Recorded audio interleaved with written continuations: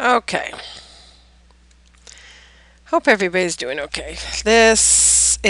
I'm trying this because, or I'm doing this because some of you requested a more of a PowerPoint thing. So here we go. We're going to talk about PowerPoint. So we are going to start chapter 4 about global climate and biomes. Difference between weather and climate. Weather, of course, is short-term conditions in a local area. What's occurring outside right now with the temperature? Is it cloudy? Is it raining? That kind of thing. Wind speed. Day-to-day changes. Weather can constantly change throughout the day even. Climate is the average weather that occurs over a region over a long period of time. So in Florida, we are wet in the summer, warm and wet in the summer, pretty dry and cool in the winter. We don't have a huge temperature range. We don't get all that cold, but we get pretty warm. So we're kind of tropical or subtropical. That is our general climate. Humid, wet, rainy, sunny. Okay, I think that clears. Okay, atmosphere. Troposphere, stratosphere, mesosphere, thermosphere, exosphere. Tiny soldiers march to Earth. Your troposphere is the layer we are in. It's the layer closest to Earth. It is where all of our weather occurs. It's made of 78% nitrogen gas, 21% oxygen gas, less than 1% argon, and about 0.035% CO2. Very small percentage of CO2, but it has a great impact, so it's of great concern. Above that is the stratosphere. It's above the troposphere. That is where the good ozone layer is. Ozone is O3, 3 oxygen molecules bonded together. And there's my pesky dog who wants out. Hang on. Okay, I'm back. So that's where the good ozone layer is. The good ozone blocks most of the UVB light and all of the UVC. There's UVA, B, and C. A comes through. But most B, about 50% of B is blocked, and pretty much all of UVC is blocked. When we get to the good ozone and ozone depletion towards the end of the year, you'll understand it a little bit more. Okay. Next, looking at the diagram, again, troposphere, stratosphere, that's where the good ozone layer is, your mesosphere, thermosphere, and then your exosphere, which is into space. So why do we have climates? The main reason is that the Earth is unequally heated. Some areas get heated hot, some areas not so much, and so that creates our climate, or variation in temperature and precipitation patterns across our Earth. The angle of the sun's rays against our planet is one of the big ones. With increased distance through the atmosphere, less solar energy reaches the surface because it interacts with the atmosphere and the air and gets deflected and reflected and scattered and stuff. So less of it actually gets through. Surface area over which the sun's energy is distributed, that's like shining your flashlight straight down and you get this very bright little spot. But if you angle it away, you get a much larger area lit up by your flashlight, but it's also less intense in the amount of light that's getting to it because the same amount of energy is spread over a larger area. And that happens when you get towards the poles. The area of the sun gets spread over a wider area. Also, you have albedo, which of course is the reflective property of the sun's energy, how much of that light energy is reflected. Things that are white, snow, sand, ice, reflect more of that than dark things. So your asphalts and stuff absorb a lot of heat. Okay. Uneven heating drives air movement. Warm air rises, cool air sinks, so that creates a lot of our cycles with our air, and that helps distribute precipitation and temperature and stuff. Diagram showing albedo. Again, clouds anywhere from 10 to 90%. Again, lighter things usually have a higher albedo. Darker things usually have a lower albedo. They'll actually absorb the heat, like asphalt is only 5 to 10% albedo, where fresh snow is 80 to 95%. Okay. Properties of air. Density. Density determines air movement. So if air is less dense, i.e. warmer, there's less molecules in the area, that air is less dense and will rise. If air is cold, there's more air molecules per volume, and that air is denser and will sink. So that creates these circular movements of air, which makes our cells. They're what are they? Can't remember the name of them. They're convection cells. Sorry about that. Also, we have water vapor capacity. That's how much water air can hold. The hotter the air is, the more water it can hold. The colder the air is, the less water. So if you have warm, humid air and the temperature drops, that humid air, when it cools, it will actually precipitate out or rain because it can't hold that water anymore. And that's why if you think about here in the summer, we have those really hot summers and then it rains and it's really hot and steamy. That's because that warm air can hold a lot of water vapor, i.e. humidity. Okay, adiabatic heating and cooling. Adiabatic heating occurs when air is coming down in our atmosphere. The highest air pressure is at the troposphere and it decreases as you go up. So if air is descending in the atmosphere, it's getting squished more and more because the pressure is increasing. And as you squish something into a smaller and smaller volume, it actually increases in temperature, creates heat. So if air is sinking, it's going to get hotter. Hot air will rise. As hot air rises, you will get cooling because as the hot air gets higher and higher, there's less pressure, and as that air expands, it will actually decrease in volume, increase in volume and therefore decrease in temperature. It gets colder.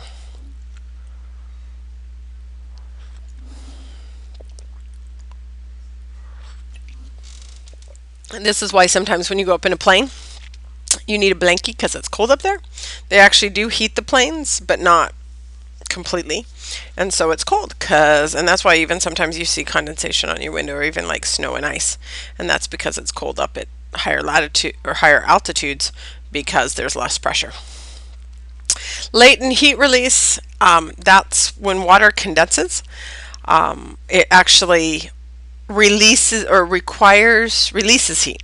When water condenses, it releases heat because there's less energy in ice than there is liquid, so it has to release that heat. So as it releases the heat as it goes from liquid to a solid, it actually warms the surrounding air. So water vapor will result in liquid water and heat. Okay, convection currents. Here we go. Global patterns of air movement that are initiated by unequal heating of the Earth. Okay, so what happens at the equator, we get air that gets very hot because it's very direct. The sun's very direct and it's heating up the surface of the Earth at the equator all year round, 24/7, 12 months a year. Oh, there's a nice typo. That hot air is very humid because it can hold a lot of humidity, lots of transpiration occurring from the plants. And because it's hot, it's less dense, so it starts to rise. As it rises, it goes through adiabatic cooling. So it gets cooler. As the air cools, it condenses the humidity in it, the water vapor, and it begins to rain. That results in even warmer air, which rises even further.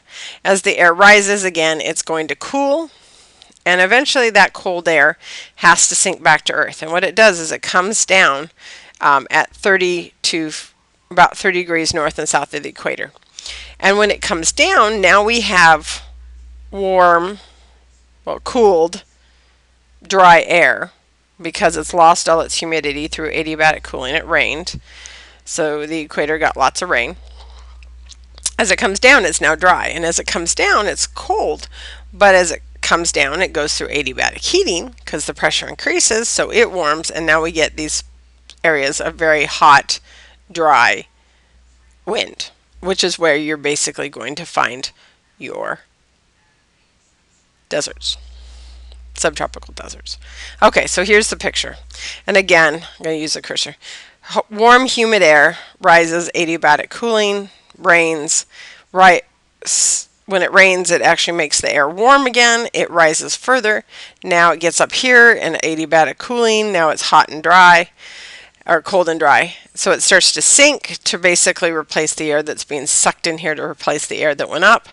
And it's coming down and it's going through adiabatic heating. It gets here, it's hot and dry. We get our deserts. There's no moisture in it. And then as it comes across here, moving back, it's warming. Well, it's already warm, but it's picking up moisture because of all the transpiration the plants around this area. Gets here, it's warm and humid again, rises again, and there we go. These are called the Hadley cells. Okay. Intertropical convergence zone, that is the area of Earth that receives the most intense sunlight and where the ascending branches of the two Hadley cells converge. It fluctuates because we are on an axis. If you basically took the planet on the axis, the equator is halfway down, but the equator is tilted compared to the sun. If you took the equator or took the planet and the way it is angled and just do a line straight over from the sun through the middle of the Earth, that is your intertropical convergence zone. So it's in some areas it's going to be a little north of the equator. At some points it's going to be right on the equator, and some points it's going to be a tad south of the equator. But it's basically that same general area, but it's a little different line because of our angle. It's not the true equator. And that's where you're going to get this convergence zone, which is why there's a little fluctuation about where the tropical rainforests are. They might be a little bit more above the equator, a little bit more below the equator than anywhere else. We also get two other types of cells, and those are the polar cells. Those are convection cells that occur at 60 degrees north and south of the equator, and then to the poles. So they're very distinct cells. In between the Hadley cells and the polar cells, we have the Ferrel cells. These are much weaker cells, but they again do kind of the same thing, moving the air around and creating these gigantic cells. Now with regards to these cells, this is the theoretical movement of the air. Of course, things like the oceans and mountains and stuff alter these slightly, but they do set up pretty distinctive patterns. There is fluctuation in our patterns of where the biomes and stuff are because of fluctuations of mountains and oceans and other factors, but in general these are the big things that determine where our biomes are. Okay, one other thing you need to know about is the Coriolis effect.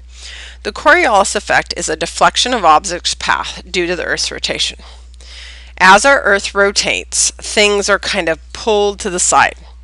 If you had an old-fashioned record player and the record's going around and you put a pen at the center and tried to draw a straight line to yourself, it would, when you actually stopped and you looked at it, it would actually be angled. It would be actually at an angle because as you're pulling straight down towards you, the record's moving.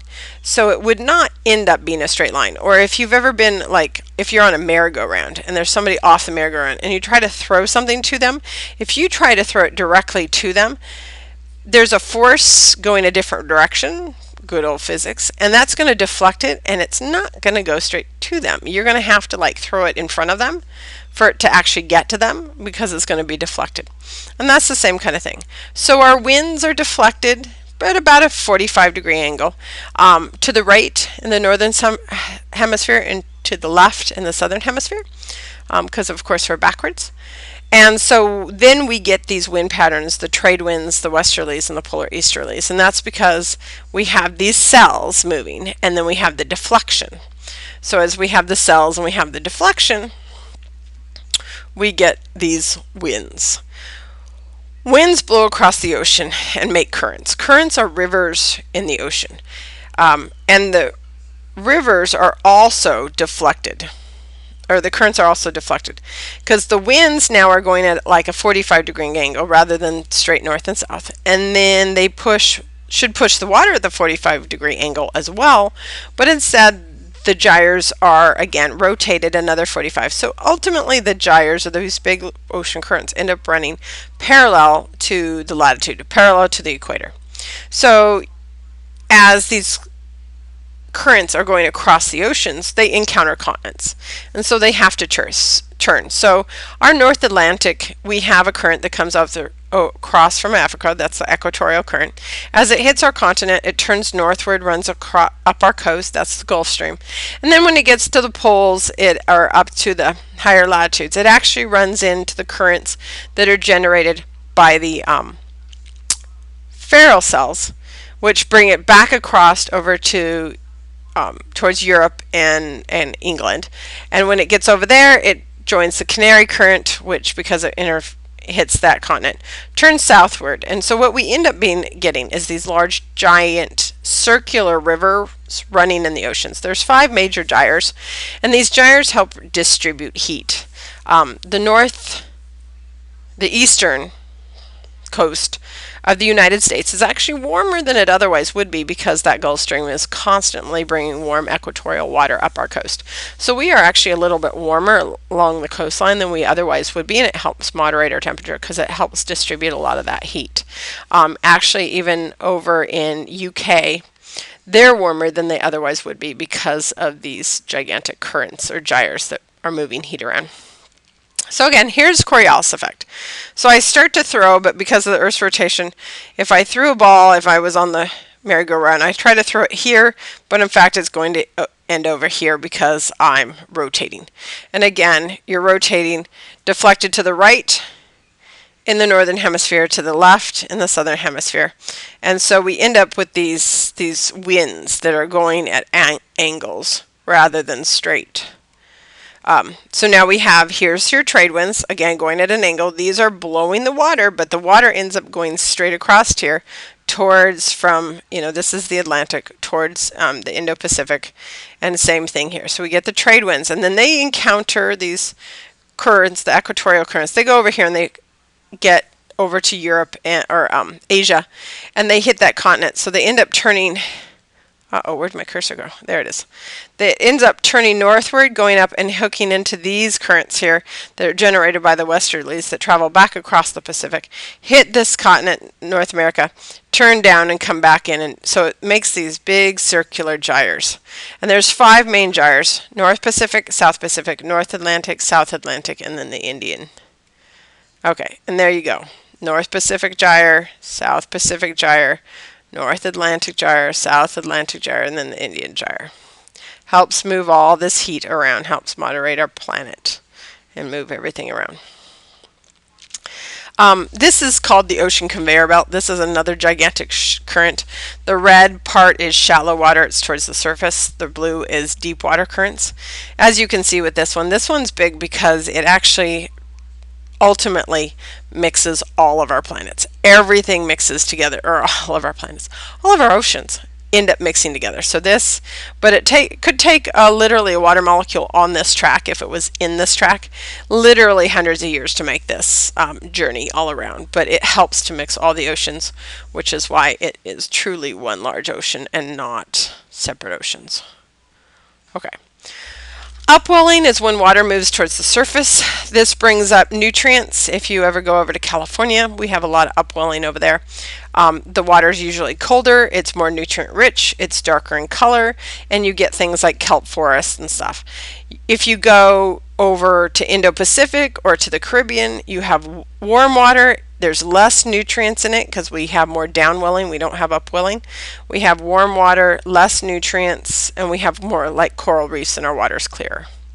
Thermohaline circulation. Thermo means temperature. Haline is salt. So thermohaline temperature or circulation is movement of water based on density. Because if temperature decreases, density decreases or increases, gets heavier. If salinity increases, density increases. Higher density water sinks. So this is a vertical movement up and down of water in our oceans. It's very important. It helps move nutrients and heat around. So warm water will be moved around, cold water will be moved around, and nutrients. A lot of nutrients sink to the bottom of the ocean, so upwelling helps bring those back to the surface so they can be used. It also can affect land masses. It can make them cooler. So in the polar currents, upwelling helps make it cooler. In the equatorial currents, end up being warmer, and that's, yeah, no, that has to do with continents. Never mind. Just read about it. Okay. Seasons occur because of the tilt of the axis. Our tilt is 23.5% or 5 degrees. Due to our revolution around the sun on a tilted axis gives us our seasons. When the northern hemisphere is tilted towards the sun, that's our summer. When we're tilted away from the sun, that's our winter. When we're not tilted either way, that's our spring and fall. Again here, northern hemisphere tilted away, winter. Northern hemisphere tilted towards summer. This is why northern hemisphere and southern hemisphere have opposite seasons. And then of course, if we have summer here, this is fall, winter, spring, summer. We're actually closest to the sun in our winter because this is not a true circle around the sun. It's oblong. But there. And these are called equinox. Equal parts in the day when we're right here. So in March and in September, we're coming up on the equinox where we'll have 12 hours of light and 12 hours of dark. When summer solstice, longest day of the year. Winter solstice, shortest day of the year. Okay. El Nino. Actually, let's go ahead and end this one, and then I'll talk about El Nino in the next one.